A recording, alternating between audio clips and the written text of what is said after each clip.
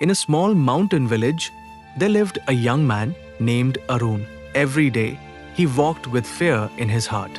He feared failure. He feared people's opinions. He feared losing money, losing love, and losing his future. Even when the sun was shining, his mind was full of dark clouds. One evening, after hearing about a wise Zen master who lived near the forest, Arun decided to visit him. The old master lived in a tiny wooden hut beside a river. Birds sang around the trees, and the sound of flowing water brought peace to the air. Arun bowed respectfully and sat before the master.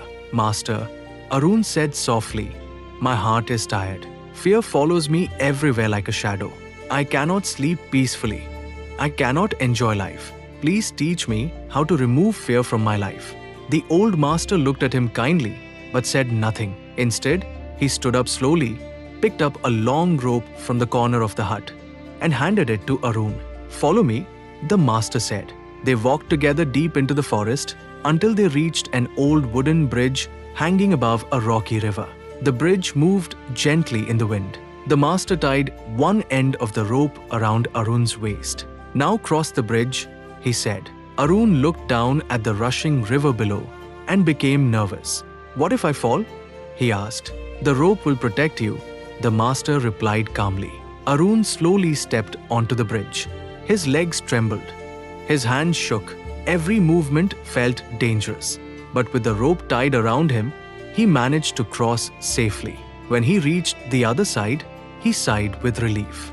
Then the master crossed the bridge himself, but without the rope. Arun was shocked. "Master, why do you not use the rope?" The old man smiled gently. "Because the rope was never your protection," he said. "It was only your belief." Arun stood silently, confused. The master sat on a rock beside the river and spoke softly. "Fear is like this rope. Many people hold on to things they think will save them: money, praise, power, status, or the approval of others. They believe these things protect them from pain. But true strength does not come from outside. It comes from within." The young man listened carefully. The master continued, "You crossed the bridge because you trusted the rope. But the real power was already inside your own legs, your own balance, and your own courage." The evening wind moved through the trees.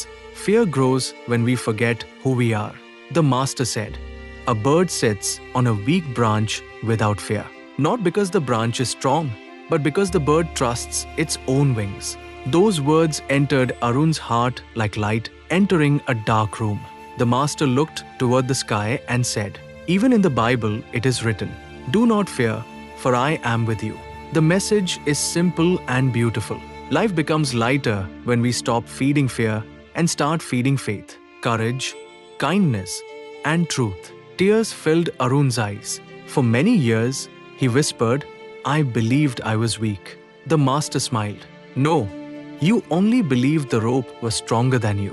They walked back toward the hut under the golden evening sky. Arun noticed something strange. The same forest that once felt dark and frightening now looked peaceful and alive. Before leaving, Arun asked, "Master, will fear disappear completely one day?" The old man laughed softly. "No, fear may still knock at your door, but now you do not have to invite it inside for tea." Arun smiled for the first time in many months. From that day onward, whenever fear appeared in his life, he remembered the bridge, the rope, and the quiet words of the master. And slowly, step by step, he learned to trust his own wings.